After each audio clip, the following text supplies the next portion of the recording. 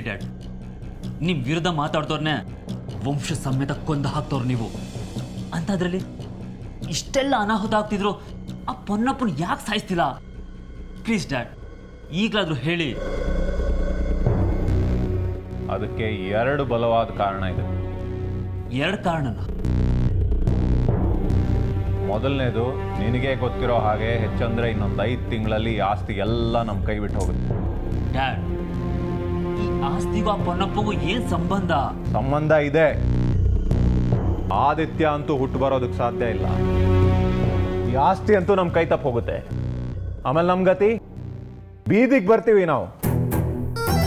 But ಆಗ್ಲೂ ನಾವು ಬೀದಿಗೆ ಬರಬಾರ್ದು ಅಂದ್ರೆ ನಮ್ಗೆ ಈ ಪೊನ್ನಪ್ಪನ ಸಹಾಯ ಬೇಕೇ ಬೇಕು. ಆ ಮುದ್ಕಾನ ಹುಚ್ಚ ಅವನಿಂದ ನಮ್ಗೇನ್ ಸಹಾಯ ಆಗುತ್ತೆ? ಅಲ್ಲೇ ಇರೋದು ವಿಷಯ.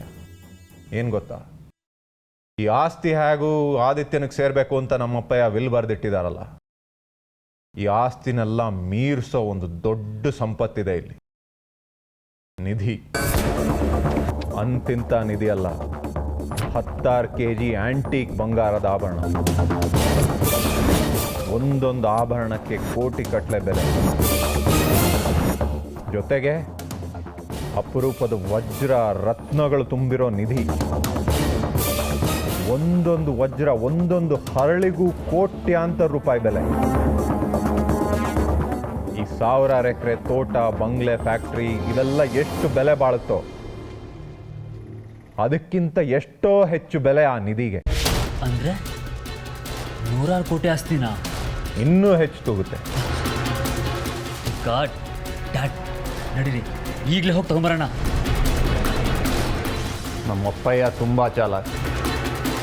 ಎಲ್ಲಿ ನಾವು ಅದನ್ನು ಕಿತ್ಕೊಂಡ್ಬಿಡ್ತೀವೋ ಅಂತ ಪ್ಲ್ಯಾನ್ ಮಾಡಿ ಎಲ್ಲೋ ಒಂದು ಕಡೆ ಅದನ್ನು ಹೂತಾಕಿಲ್ಲ. ಎಲ್ಲಿ? ನಮ್ಮ ತೋಟದಲ್ಲೇನಾ? ಗೊತ್ತಿಲ್ಲ. ತೋಟದಲ್ಲೋ, ಗದ್ದೆಲೋ, ಖಾಲಿ ಜಮೀನಲ್ಲೋ ಎಲ್ಲಿ ಹೂತಿಟ್ಟಿದ್ದಾನಂತಾನೆ ಗೊತ್ತಿಲ್ಲ. ಆ ನಿಧಿ ಇರೋ ಜಾಗ ಗೊತ್ತಿರೋದು 3 ಜನಕ್ಕೆ ಮಾತ್ರ.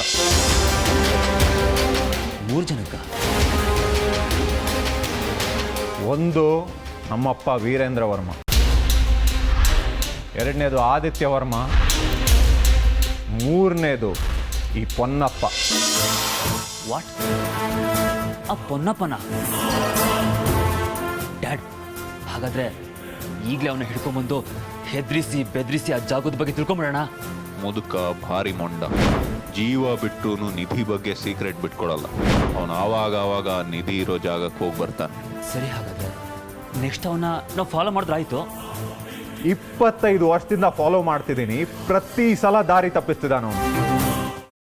ಕೈಮಾ ಲಿವರ್ ಚಕ್ಕಣ ಮಾಡುವ ವಿಧಾನ: ಒಂದು ಬಾಣಲಿಗೆ ಎಣ್ಣೆ, ಈರುಳ್ಳಿ ಹಾಕಿ ಹುರಿದು ಶುಂಠಿ ಬೆಳ್ಳುಳ್ಳಿ ಪೇಸ್ಟ್, ಅರಿಶಿನ, ಪುದೀನ, ಕೊತ್ತಂಬರಿ ಸೊಪ್ಪು, ಲಿವರ್, ನೀರು, ಬೇಯಿಸಿದ ಕೈಮಾ, ಟೊಮ್ಯಾಟೊ ಪ್ಯೂರಿ, ಗರಂ ಮಸಾಲ, ತುಪ್ಪ ಮುಚ್ಚಳ ಮುಚ್ಚಿ ಬೇಯಿಸಿ. ಈಗ ಕೈಮಾ ಲಿವರ್ ಚಾಕಣ ಸವಿಯಲು ಸಿದ್ಧ. ನಮ್ಮ ಇವತ್ತಿನ ಕಾರ್ಯಕ್ರಮದಲ್ಲಿ GFC ಖ್ಯಾತಿಯ ಕೃಷ್ಣಪ್ಪನವರು ಒಳ್ಳೆ ಚಾಕ್ನವನ್ನ ಮಾಡಿ ಕೊಟ್ಟಿದ್ದಾರೆ.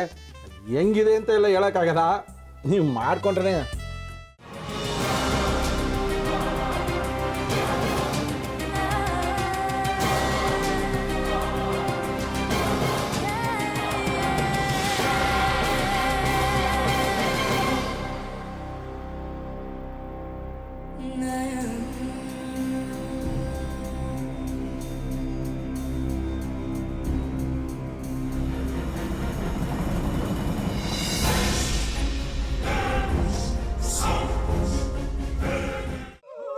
ಎಟ್ಟಿ ತಕೊಳಕ್ ಬಂದವ್ರನ್ನ ಸುಮ್ಮನೆ ಬಿಡಲ್ಲ, ರೂಮ್ ಕರ್ಕೊಂಡೋಗಿ ಸಾಯಿಸ್ಬಿಡ್ತದೆ. ರೂಮಿಗೆ ಕರ್ಕೊಂಡೋಗಿ ಯಾಕೆ ಸಾಯಿಸ್ತಾಳೆ? ಯಾಕಂದ್ರೆ ಅದು ಅವಳು ಪ್ರಿಯಕರನ್ ಸಾಯಿಸಿದ ಜಾಗ, ಅದಕ್ಕೆ ಅಲ್ಲಿಗೆ ಕರ್ಕೊಂಡೋಗಿ ಸಾಯಿಸ್ಬಿಡ್ತದೆ. ಈ ಮನೇಲಿ ದೆವ್ವ ಇದೆ ಅಂತ ಭಾಸ್ಕರ್ ಅವ್ರು ನನ್ಗೆ ಹೇಳೇ ಇಲ್ಲ. ಅವ್ರ ಹಟ್ಟಿಲಿ ವಾಸ ಆಗಿದ್ರ ತಾನೆ ಹೇಳಕ. ಹಟ್ಟಿಲಿ ವಾಸ ಆಗಿರೋರ್ನ ಏನು ಮಾಡಲ್ಲ, ಆದ್ರೆ ಹಟ್ಟಿ ತಕೊಳಕ್ ಬಂದವ್ರನ್ನ ಅದು ಸುಮ್ಮನೆ ಬಿಡಲ್ಲ ಬಿಡಲ್ಲ ಬಿಡಲ್ಲ. ಇದನ್ನೆಲ್ಲ ಹೇಳ್ತಿದ್ಯಲ್ಲ, ನೀ ಯಾರು? ನಾನು ಹಟ್ಟಿ ವಾಚ್ಮ್ಯಾನ್.